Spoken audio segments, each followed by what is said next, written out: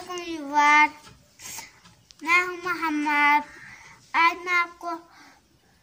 मैं आपको तिलावत सुनाऊंगा। बिस्मिल्लाहिर्रहमानिर्रहीम।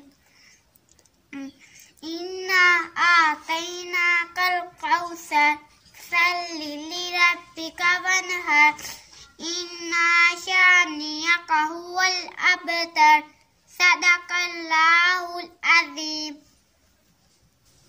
अल्लाह हाफिज़। अब मैं जाने वाला हूँ। पाकिस्तान जिंदाबाद।